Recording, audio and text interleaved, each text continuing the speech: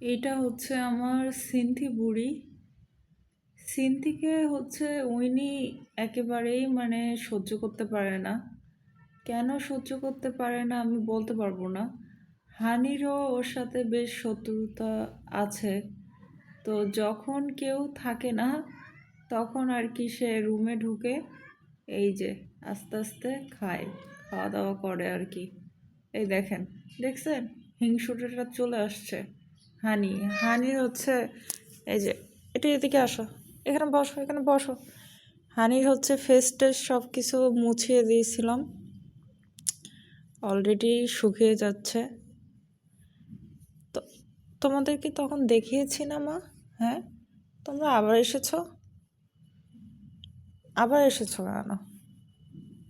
দেখা একটু চেহারাটা দেখা, দেখা একটু চেহারাটা দেখা, যে গুড বয় হয়ে গেছিস একটু দেখা।